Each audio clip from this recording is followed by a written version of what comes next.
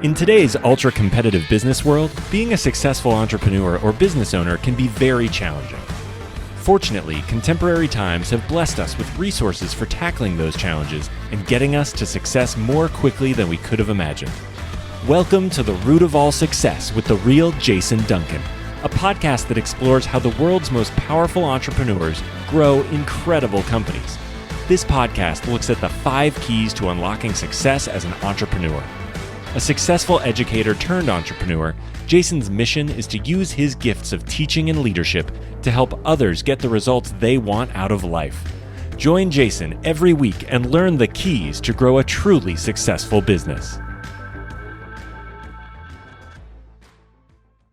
I'm the real Jason Duncan, and welcome to The Root of All Success. If you're watching this, you see that we're sitting here in the Matador room at the Standard at the Smith House in downtown Nashville, smoking cigars, drinking a little bourbon today. My guest you'll meet is also enjoying a cigar and some bourbon. And the Standard is an amazing place. It's 18,000 square feet of Southern sophistication and style right here in the heart of downtown Nashville, one of the oldest, well, it is the oldest, still standing antebellum home here in downtown. Owned and operated by the one and only Joshua Sterling Smith. I'm honored to be a member here and honored to be able to record these podcasts here. My guest is also a member here, and you're going to get to meet him and hear all about his story. And that's how we kind of became known to one another. I don't really know him that well. We haven't really hung out a lot, but today we get to dive in and find out the man behind the mystery. So we're going to talk a little bit about him in a minute. But before we get into that, I want to talk about the fact that this podcast is produced by Podetize, and it is syndicated by the C-Suite Radio Network. So the C-Suite Radio Network is the top world's leading platform for business leaders and executives. So I'm honored to be syndicated on their network, and thank you for supporting by listening. You can listen to this podcast on all podcast players, iTunes, Spotify, etc., anything you want to listen to it on. I'm a Stitcher guy. I listen to all my podcasts on Stitcher, but you can listen on any of those. But if you have YouTube, which everybody has it, right? We have the internet. Most people have it. But you can go to youtube.com/C for channel /The Real Jason Duncan. Go to youtube.com/C /The Real Jason Duncan, and you get to see us sitting here talking and the beauty of the room here at the Standard at the Smith House. So thank you for tuning in. If you haven't left a review of the podcast, I really appreciate you going and leaving us a 5-star review and telling us how great it is. And if you want to ask any questions, please send a question to me through therealjasonduncan.com. Now, before we get into that, I want to talk the episode today. I want to talk about our sponsor, and I want to start by asking a question. If you're a sales leader or you're owner of an organization, you're probably very, very dissatisfied with your CRM.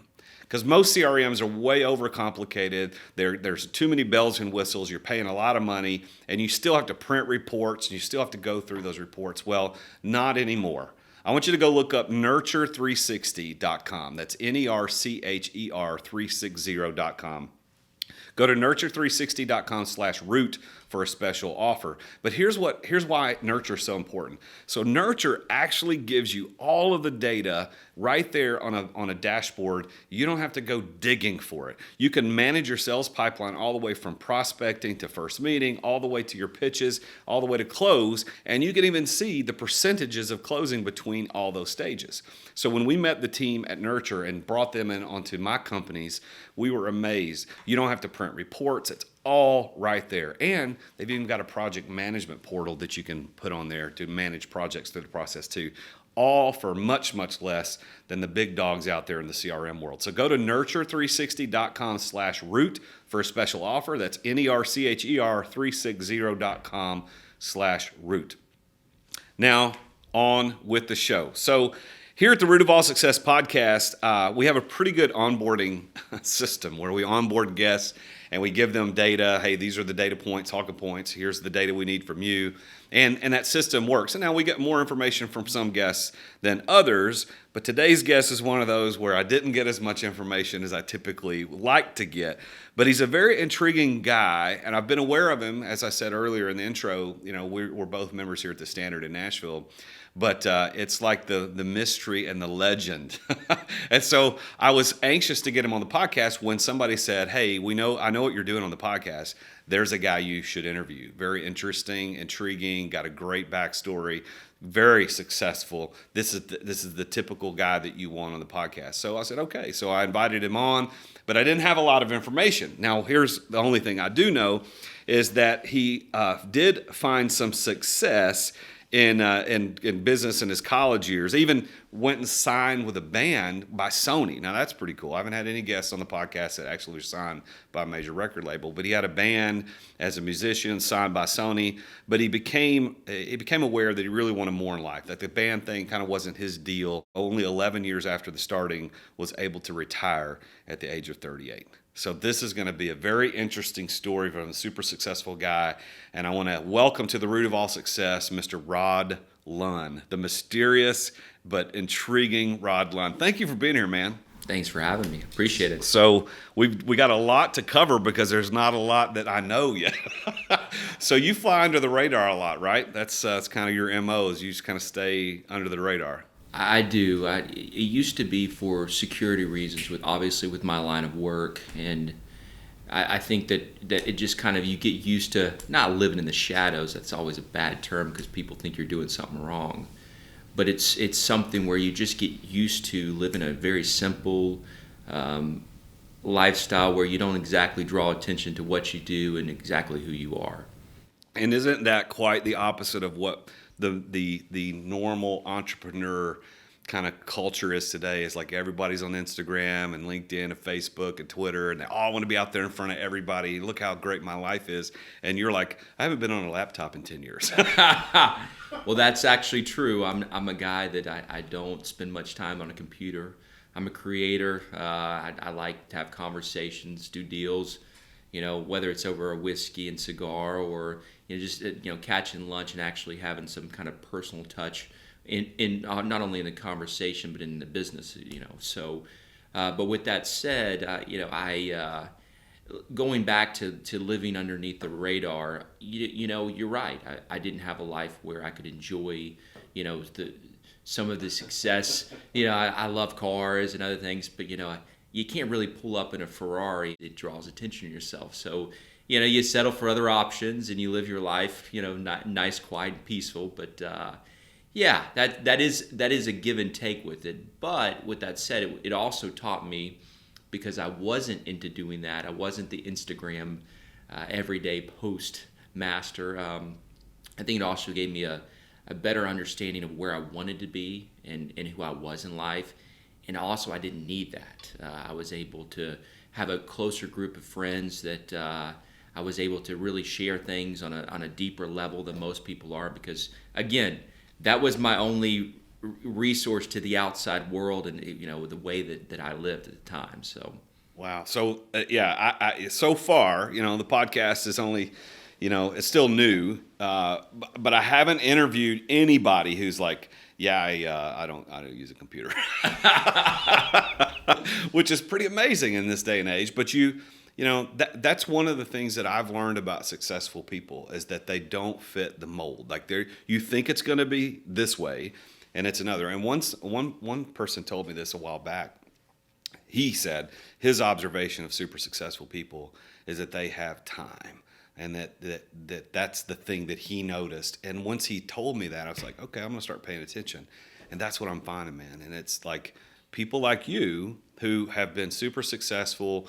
You sold the business, retired at 38. I mean, who can say that? And now you've got time to invest in other creative opportunities and things you want to do. But before we get into all those cool things, I am really interested about the band thing. Like, we won't have to spend a ton of time, but like, I'm a hack musician. I love to play and sing. I enjoy it. And I used to think that it would be the greatest thing in the world if people pay me to sing. And then I met people who did that for a living. Like, okay, I don't want to do that anymore. But tell us about, like, what was the deal? How did that come about? What was it like? And why'd you get out? Well, I never wanted to be a musician. All I cared about was playing a few, Counting Crows and Bob Dylan tunes. And I got to college, and there was a group of guys that we kind of got together, your usual jam sessions on Friday and Saturday night. Well, I realized that, hey, instead of just jamming, we could play at the local bar and make some money. I was a broke college kid. And so I kind of used that opportunity right there. We have a band, we have a set list, we're doing this already. Let's make some money off of it. Probably the entrepreneur side coming out, but so really it wasn't. We had no intentions of being artists. We had intentions of just being a jam band. And then, time went on. It wasn't really that long. Within 9 months to a year, we got a development deal. And that's kind of where the band took off from there. We got on the road with some artists like Counting Crows. And now that was later on, but we've eventually got to those type of artists. And, it was one of those things where I just kind of got thrown into it. I took the opportunity, kind of went with it, see where I could go as a musician. And it just wasn't where my heart was. I liked making music. I liked the ability to make money from the music. But there was just not enough. There was too much downtime. There was too much out of my control. I wasn't able to really invest all of my time into something that other people were pushing. And of course, now things have changed. That's been 20 plus years now. And now these artists are becoming digital warriors, putting their own stuff out. But it was completely different back then. It was a world where in order to get on the radio, you had to have a label. They had to pay X amount of dollars. You had to start your progress through the touring ranks. And then when enough money would be put towards a single, then hopefully it worked and you would move forward from there. And additionally, there was no iTunes when I started. So that it's the whole business changed, but I actually went to school to become an attorney. That was the whole idea, is I wanted to get my degree and then get into legal school, and who knows what I would have done from there, but that was the idea, get my law degree. So did the band derail the pursuit of the law degree, or did you eventually go back and get that? No, I never did. I wouldn't say the band derailed it. I think the band and the process of it enlightened me to where I didn't feel like I really needed an additional degree to just create stuff. I didn't feel like I needed, a law degree to tell me, I can make assumptions based on this because I know the law. Well, I just read it and figure it out. I could read my own contracts because I had a little bit of background, and then from there, I could make my own decisions. So, yeah, I don't regret it at all. I think continuing learning is great throughout life to challenge us. But in that part of my life, I realized that it wasn't about the law degree. It was about creating business.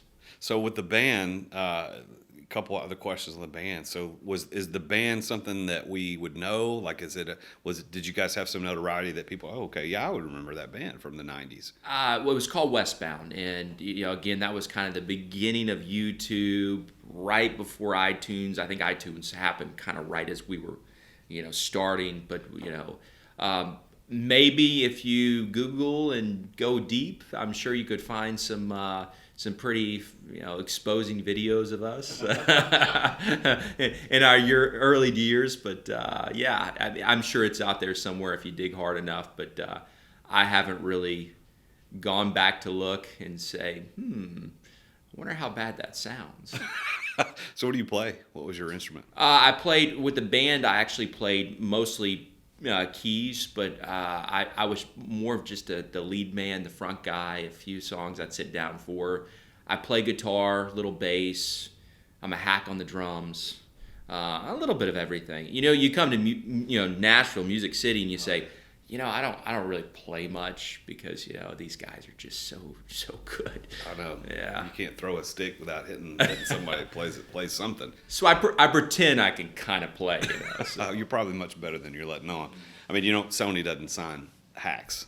Well, I don't guess they're in the habit of doing it. So now let's kind of turn our attention to your entrepreneurial side. Kind of came out in the business of music. Did that kind of spark your interest in business, or had you always really been an entrepreneur at heart? Oh, from the beginning. I mean, I think 13, 14, I was rounded up in my neighborhood. I played tennis. I've ended up playing college tennis.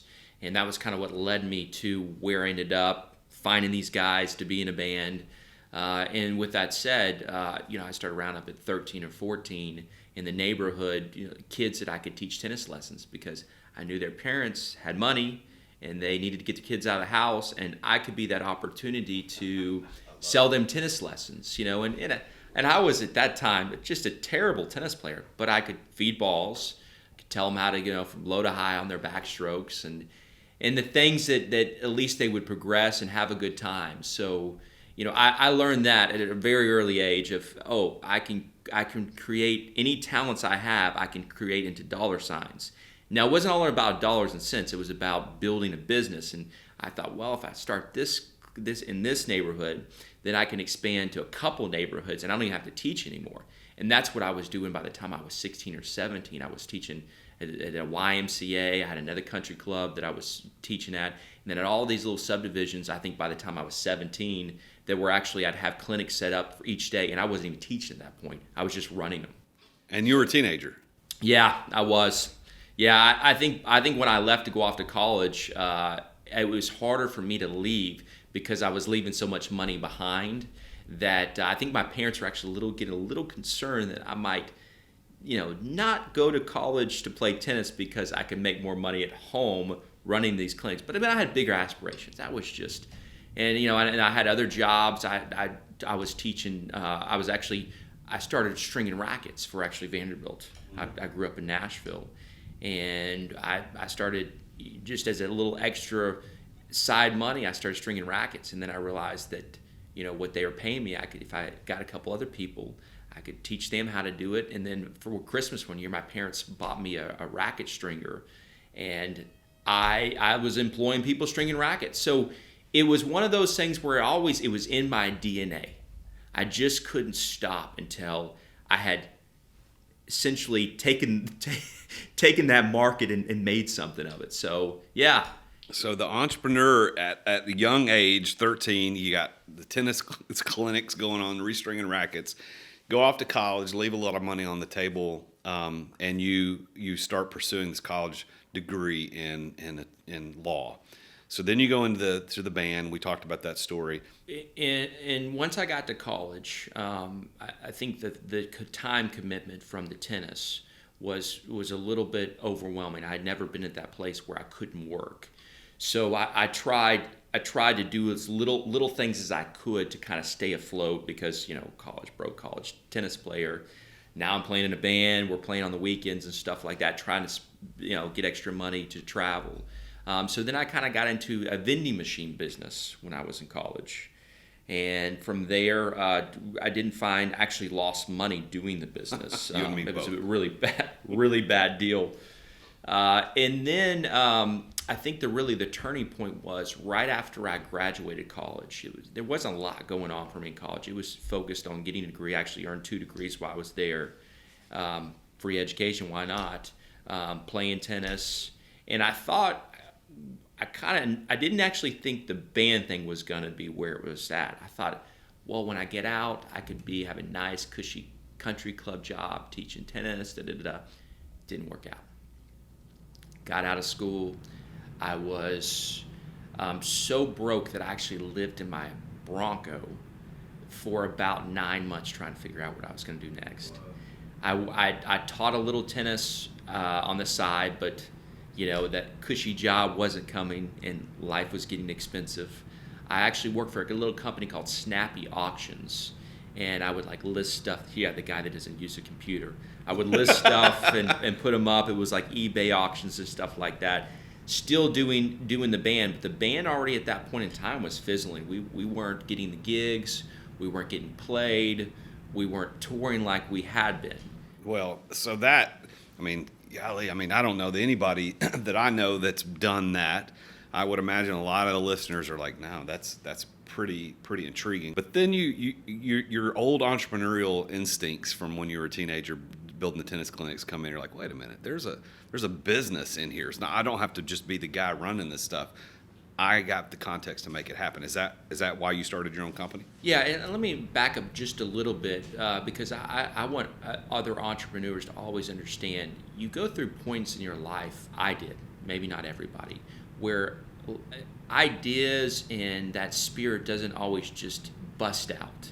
I went through a long, probably a year and a half where I didn't have the ideas. I didn't have the I had the motivation to get running, but I wasn't always just thinking of the next thing right after the other, or in the middle of something I decide there's something better to go.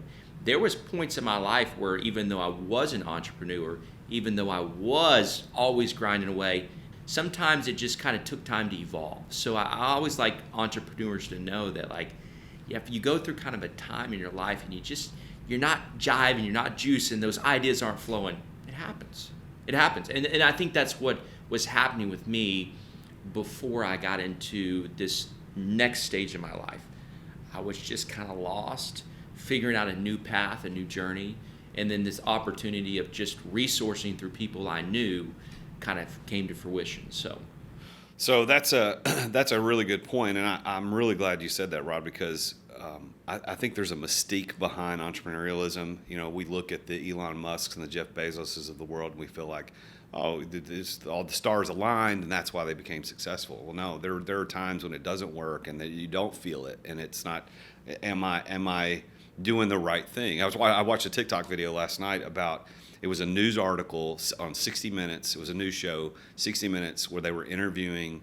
It wasn't Jeff Bezos, but it was somebody high up in Amazon, and they were talking about, it was in 1999. They had lost $125 million that year, and he was saying, your market cap is greater than Sears. How could that even be? I mean, Sears, it's Sears after all. And the guy was talking about, well, you know, it's going to be different. So I think we have this mystique and this mistaken understanding that entrepreneurship is A to Z like that, when in fact there's a lot of letters in between, and that was your experience too. Oh, absolutely. And I think I think that, you know, we talk, I hear a lot of times when we have conversations about businesses, because I speak with businesses all the time just because I'm genuinely interested. I love to listen. That's another key point with entrepreneurs is sometimes we get ahead of ourselves and we want to be the big cat in the room. We want to have the biggest voice and say, look at this, but yet the listening aspect is something that I learned through all of this, the good times and obviously the lows,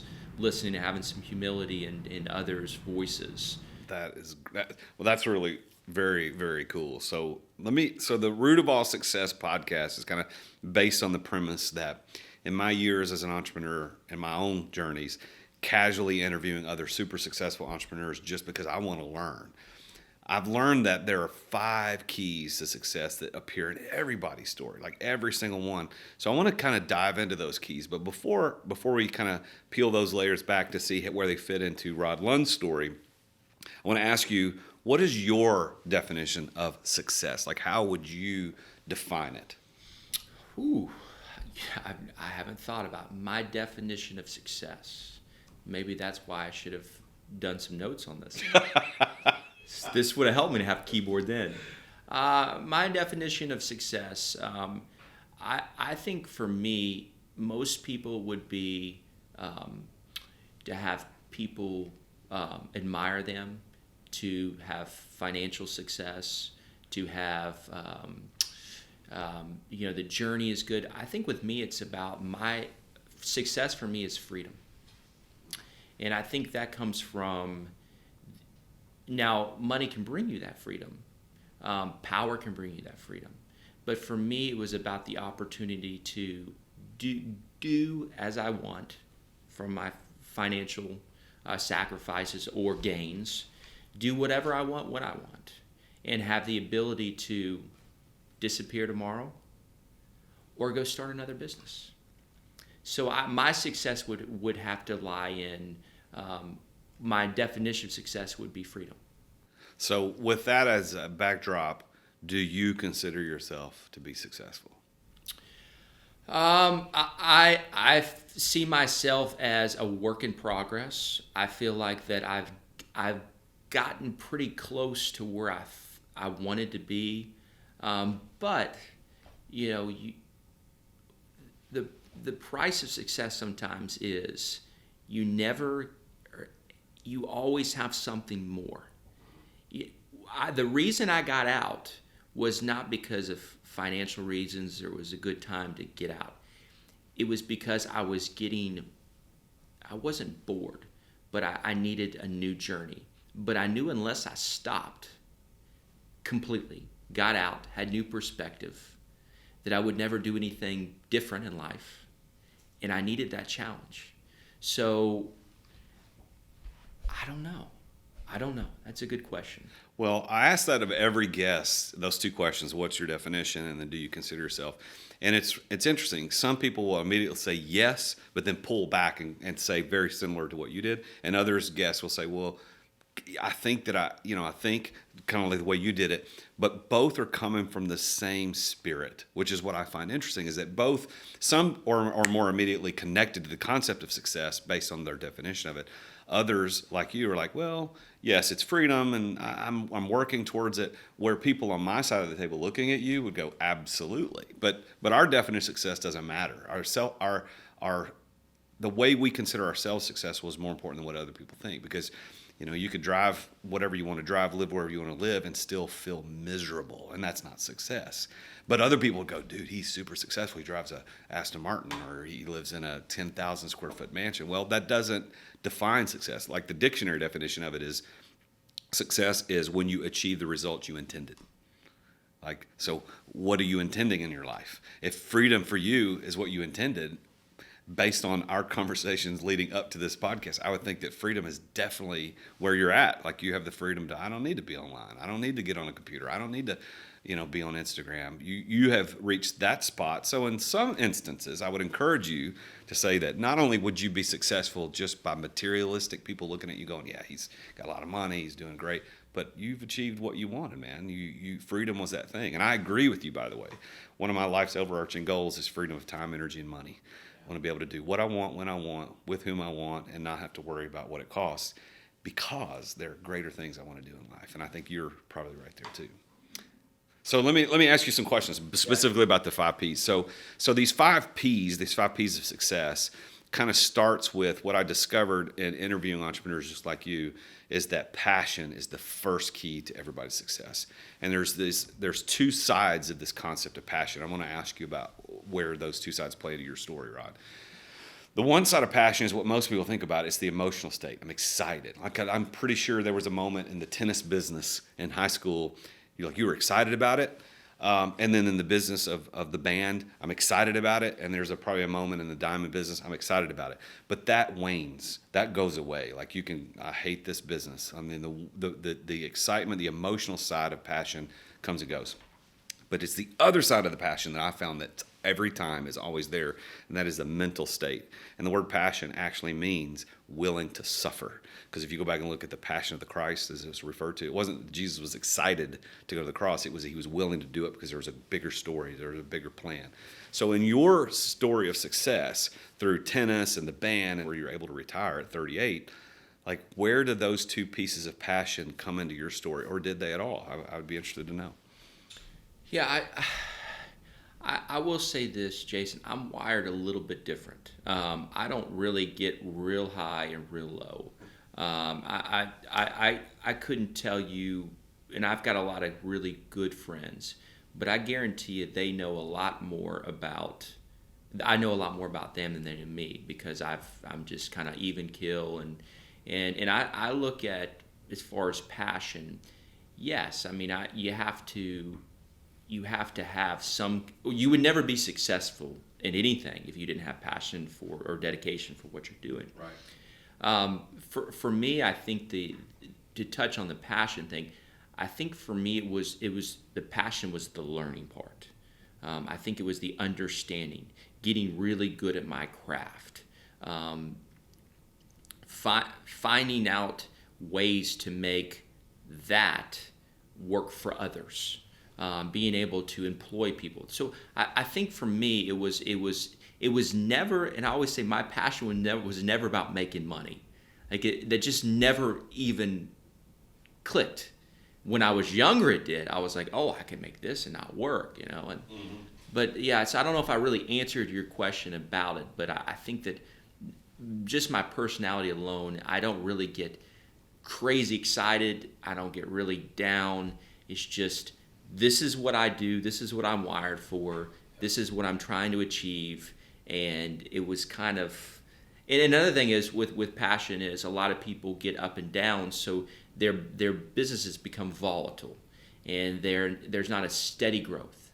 It's all about like it's got to get going now, or they need cash infusion, or they need this or that. Mine was like, you know what, 3 years we're not really budgeting, but if we do this, this, and this, looking at the numbers, it's going to grow. So again, I wasn't exactly answering your question, but I think it's just I'm wired a little bit different with the passion bit. Yeah, and it doesn't have to be that, because that's why I say there's this emotional side. Yeah, that you're more, the emotions aren't the driver, but the willingness to suffer. Like there were probably times that really sucked and were scary, but you pushed through, and you ultimately became successful because you were passionate to push through. You use the word dedication, which is kind of what that means: pushing through, willing to endure, willing to suffer. So is there a story or two you're like, the business like sucked, and there was a danger point in the business, not life danger, but like there's a danger point in the business, but you pushed through and ultimately you were able to sell the business? Well, I think that back to my experience of living in my car for a while, I really, especially by year 3, I was saying, oh my goodness, what have I gotten myself into? How am I going to get myself out of it? And where do I go from here? But I think that time having nothing didn't make me worry about myself, just more others. So, well, that story illustrates the concept of willingness to suffer. I mean, you could, living in the Bronco, have said, all right, this is dumb, I'm going to go teach tennis. Like you could have done a lot of things, and maybe even at some point doubled down on music and gotten back into that because you had experienced success. But you pushed through, that passion pushed you through, and you ultimately became successful. So the second kind of layer to this is, if you look at the 5 Ps, the first is passion. The second and the third kind of go together. I'm going to pull them together in your story because I've already heard a couple of pieces of this, is that right place, right time, and knowing the right people. And it sounds to me like both of those are huge indicators and contributors to your success. So right place, right time, and knowing the right people. How do you perceive those two things as it relates to your success? Well, I think real important to that concept is always remember the people on the way up as you do on the way down, because that is when you treat people, you come in contact. I mean, we've been in contact before. You know who I am. I'm super chill. I try to get to learn everybody's name, but I treat everybody, whether it's the cleaning lady to the whoever owns the place. I always make sure I treat them the same with the utmost respect, and I think that's part of it. These people, when things collapse, they'll remember that, and that's really the huge with it, is making sure that you treat those on the bottom the same way, because things fall, things happen, and you make sure that those, when you circle back around, that those people you treated well, and that has helped. That has lent well for me as far as my business contacts. When I had nothing, I was always nice to people, and I realized that someday I'll have more, and I want those that I enjoy their time to come work for me someday. Didn't always work out, but as I climbed the ladder, and the people that I met that didn't particularly like, I still treated them the same way, because I thought, you know what, someday I might need a job from them.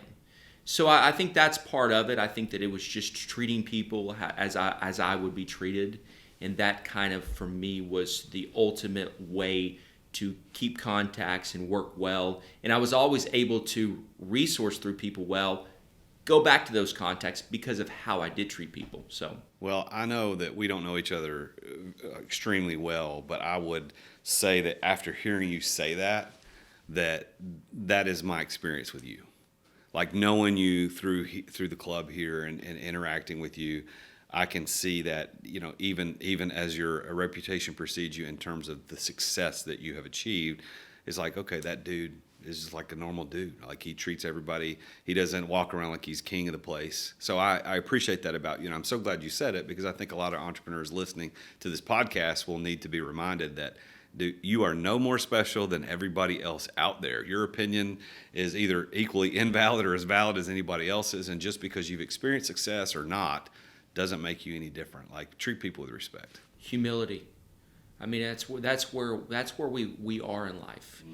Is we look at where we are in this country, we look at where we are in this world, and not enough people with humility. We have got a lot of great business owners. We've got a lot of great minds, incredible entrepreneurs. I mean, we're on the precipice of so many, technological advances and things. But I find that the humility is there's very few people that I look up to now that are extremely successful, because now in my smaller circle that are a little less famous, that I do have those people. But humility is hard to find. People that listen, people that understand, people that want to know what makes Jason who he is. You got to dig a little deeper. You got to not be the voice in the room, but somebody that they can come to and talk to, somebody they can communicate with you, because it all comes back around. Well, I appreciate you saying that. I think that's the softer side of success that we don't often talk about. And for somebody listening today, one of the greatest things I ever heard about humility was this: is that if you think you're humble, well, you're not. Like, you've got to. That's right. So if you think you are, if you are living and listening to this podcast, you're like, hey, yeah, I'm absolutely humble.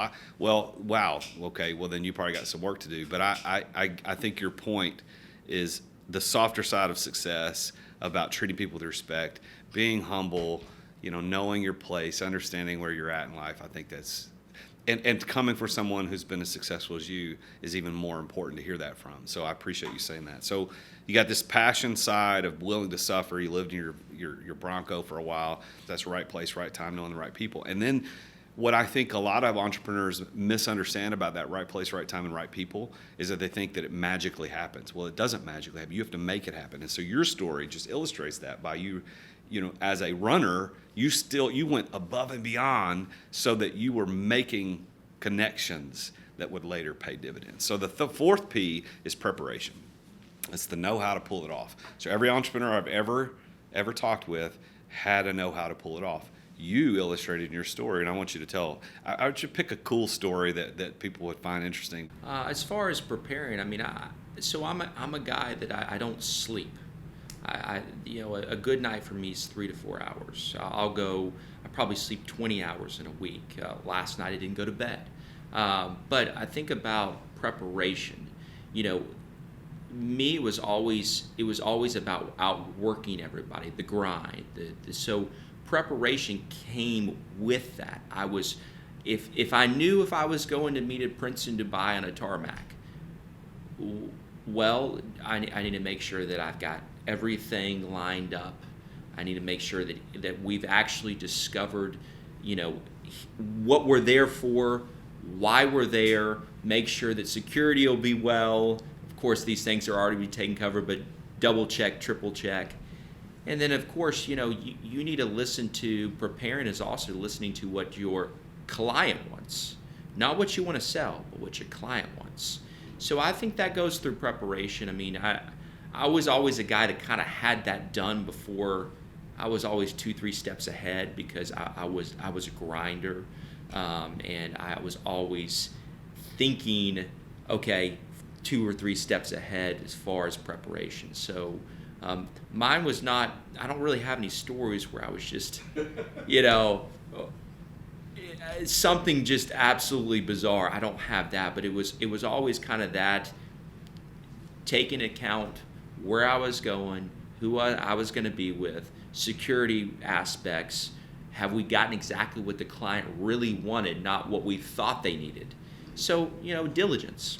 So on the plan side, which is the 5th P, plan, when I talk about planning for success, I talk about plan not as a business plan, because you may or may, I don't know if you had a written business plan when you started your business. Most entrepreneurs that I talk to don't, unless they're trying to get venture capital or something like that, or bank financing. They don't need a business plan. But what I mean by the word plan is that you have the strategy to obtain and deploy the resources necessary to be successful. What plan did you have to obtain and deploy the resources necessary to launch your own business where you had the millions of dollars worth of inventory to sell to other people? Well, I was kind of winging it at first, to be honest. We all were. Yeah, really winging it. I think that I did have a business plan. When I went to raise capital, I had projections. I had obviously contacts. let people know where we would be, stage 1, stage 2, stage 3. So I did plan, and that was something that I was very, even though maybe my plans changed quite considerably, I did start off with a business plan, a business model. Now that morphed into something different, and that plans changed. I think it's good to adapt and change. Don't be a dinosaur. But I started with a plan of a 10-year plan, and we're going to raise the capital. The dividends that would be coming back from the inventory that we were able to purchase. Our business model was going to be based on lower, obviously, going to be on the wholesale side. So we were, lower margins, but move more inventory because there was an abundance of inventory. Let's change. Retail for so long had encompassed these enormous markups, and it is controlled generally by to the most degree the same players that it's been for forever, and they all kind of do business together, they all kind of work together, they're all kind of family almost. And so breaking into that was probably the most challenging part of the plan. But I knew if we were slim, tight, and kept our margins small enough that we could move enough inventory to where the plan would work. But we knew the plan was going to be year 4. Hoped it would be year 3. Didn't come till year 5. But you had the business for what, 11 years, 10 years? Yeah, 07 to 18 I got out, yes. Yeah, so you sold in 18 and retired. So this was not just I sold the business, because I've sold businesses in the past, but I'm still I'm not retired. So can you tell us a little bit of insight of how that transpired? I didn't actually sell the business. Okay. I just closed up shop. And the reason why is I had I'm kind of a guy that after about 10 years I get bored of things. Tennis, it's about a 10-year cycle, bored. And I had said from the beginning that when I wanted to get out was about 17. Now we had some contracts. You mean 2017, not 17 years? Yeah, 2017, yeah. We had some contracts that I knew would be ending in 18, and I had a partner in one of the entities, actually part of the distribution arm of the business. And I knew that a lot of those contracts that we developed that would be, things would be changing in 18. So that was kind of, for me, was I don't have to necessarily, I can retire, keep my business, and do something else in life. And if I get bored, I can come back. I had so many opportunities to sell my business, and it would have been the best time. Obviously the economy was booming, business was great, and I had the paperwork to say, look at what I've grown. But it wasn't about that for me. It was about, I started this. I'm gonna start this and bury it. And if I ever want to come back to it, I know how to do it again. So yeah, it was getting to where that offers were coming in left and right to buy me out, because a lot of people knew that I was ready to move on. That was there. I was making no bones about it at that point in time. But I just held on to my business in case I wanted to do something else with it. So that's even more part of the intrigue and the mystery of Rod Lunn. Not something people do. Normally people just cash out and say. But my business is also different. My business is in the inventory. So if you own the inventory and you own it outright, you always have business you can come back to. Yeah. You always can come back into the market at any time. That's a very interesting point that I want to kind of piggyback a comment on, is that in my university, the online university I own called Results University, one of the classes I teach, the lessons I teach actually in the first course on the startup course for entrepreneurs, is that there are 3 different ways to exit a business. And most people think there's only one. Like you either sell out or IPO, which is essentially the same thing. But there's a physical exit from a business where you keep the business. That's what you did. You physically exited, but you kept it. Like financially, you're still involved. But then there's the financial exit, but a physical presence. So you sell it to another person, but you stay and run it, which to me is the worst. And then there's the IPO, right? So I want entrepreneurs to hear that, is that this dude sitting across the table from me right here on this podcast retired, but didn't sell the business physically. Like he still has it. He's physically not involved day to day, but you still have the financial rewards of all the things you built, and you can spool it back up again if you want. Yeah, somebody asked me just actually recently about, well, why didn't you sell off your business? I said, well, you got to understand, my business is different than, say, if I owned a car lot. You have, thousands of cars of inventory. Well, if you walk away, those cars are going to depreciate. Those cars are going to not be worth a whole lot in a few years. You better sell your inventory or sell off your business, whatever. I mean, there was no reason to sell off because essentially my business was about me and my connections anyway. And that inventory that I had stuffed away, the inventory that I owned, it's not going down in value. It's like the stock market.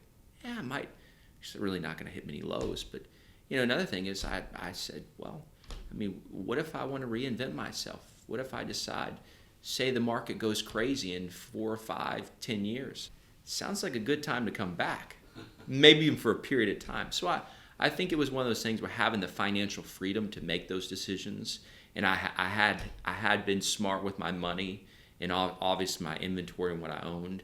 But I think that was the financial freedom of the aspect. I didn't have to sell it because I was smart with it. That's really cool. And I didn't own cars, so it wasn't depreciating. Well, if you had, entrepreneurs are listening to this podcast all over the world who are in various stages. Some are entrepreneurs; they're still working for the man, so to speak, and they're trying to figure out how to escape the 9-to-5, the rat race, and they want to start their own business. You got other people that are early startup, but they're not really sure what to do. What's your 1 or 2 pieces of advice to those guys or ladies? What would you say to them? I would say be humble, be kind, caring to others as you move forward through your journeys. Listen. Read. Don't process things. Don't process things with people as opportunity. Process them as relationships. Make sure that that guy that you want money from across the table. Know what his kids are, who his kids are, where they go to school, what they're interested in. Those things are deeper, have deeper meaning for people. They connect with people. Go have a drink, but really have that drink not just to make a business deal, but have that drink to understand somebody across the table that's more successful for you, what makes them tick. So I think it's about listening, being patient. Don't get down, outgrind people. Always be prepared. And the last thing would be, if I hadn't already covered it, is read. I think it's a disservice to people these days. We sit on our phone, we sit on our laptops, and we just catch the highlights. Oh, so and so happened, and we never really dive into the story. We never dive into the people anymore. And when you learn to read and you understand knowledge and how key things, why we're here. Whether you're talking about the history or the Constitution, whatever that is, read it, because it's a great conversation piece. But you're able to engage at a deeper level with people. So a lot of different things there, but I would say listen and read are two big things, and of course outwork your competition. So. I love it. I love, and I'm not in charge of naming these podcasts, but I would think that the editors who are listening to this are putting it together for sometime later to release the softer side of success. Because I think that's what you are representing. It's like, hey man, I worked hard. I put in the time, put in the effort, made the connections. I did what I needed to do, but man, it was people, or I wanted to make sure that I treated people with respect. And again, I would say my experience with you, Rod, just knowing you casually through the club here, that in fact is who you are. It's not just lip service. You're really doing that. So I want to give you the opportunity here before we close out. What are you doing now? Like, you've retired, you haven't had anything going on hot and heavy for the last couple of years in the diamond business. So what's keeping you busy, or what are you doing? So I'm currently working on a platform. It's a different endeavor for sure. It's having to do with freedom-related activities. It's something that where people like-minded can go. Still in the process, it's actfreenow.com, but essentially it's a platform that people like-minded can go to. I think we look at social media and the other avenues in life, and it seems like people are being silenced on whatever side you're on. And I just want to make sure I build an infrastructure for people to have an opinion and have like-minded conversations. Well, so it's actfreenow.com. Yeah. So go look that up. I think that's for people listening. Go look that up because I know a little bit about what's going on there, and I like what I'm seeing there. So I appreciate you doing that. Well, thank you for being here on the show today. It is an honor to get to hear your story, and all the intrigue and the mystery kind of all makes sense based on talking to you. And even though you didn't fill out the forms and get on a laptop before that, it worked out, right? It did. We can make it. So now I can honestly tell you, man, I was freaked out. It's like, oh my gosh, I don't know how's this gonna go. But dude, this was fantastic. Thank you. I enjoyed it very much. Thank you. So there you have it, folks. That's the root of all success for today with Rod Lunn, going from tennis stringing and doing tennis rackets and tennis lessons in high school, going to law school, getting a band going signed by Sony, running diamonds to princes on the tarmac in Dubai, to starting his own business. And then what I think is the most interesting here is that it didn't sell it. Like, figured out a way to let the business continue to support him without cashing out to somebody else. Because he's got more important things that he wants to do with his life. And now he's working on actfreenow.com. So go check that out. Now, I would say this as we finish off the podcast, especially to those of you that are sitting on your computer listening to this or watching this on YouTube, is go to the5psofsuccess.com. That's the number 5, the 5 P's of success, the letter P, just like we talked about passion and place and people and preparation and plan. If you want to know what your probability of success is as an entrepreneur, like, wouldn't you like to know how successful you could be, or what's the probability? Because I really do believe that it comes down to those probabilities. So I've created this assessment called the 5 P's of Success assessment that is 17 questions. You go through and answer the questions, and the report will be personalized to you and say, look, based on the way you answer these questions, your probability of success is X, Y, or Z. And it gives you some direction on how you could take that to the next level. And of course, if you're interested in that, it's completely free at the5psofsuccess.com. You can also see that on my website at therealjasonduncan.com/success. Either place will get you there. You can take that assessment. Again, completely free. Just go check it out. If you haven't followed me on Instagram or LinkedIn, I'm at therealjasonduncan. And what's your Instagram handle, Rod? Rod, yeah, we don't have, doesn't have one. So if you want to connect with Rod, you're going to have to connect through me. So just reach out to me, and we'll make sure something happens. But go to actfreenow.com to check out more about what Rod's got going on. So thank you for being here.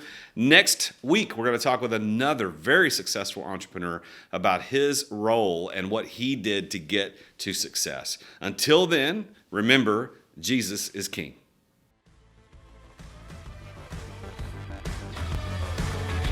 Thank you for listening to another edition of The Root of All Success with the real Jason Duncan. If you've enjoyed this week's episode, we invite you to visit therootofallsuccess.com to access the show notes and other helpful resources. Take charge of your business. Grow it from great to incredible.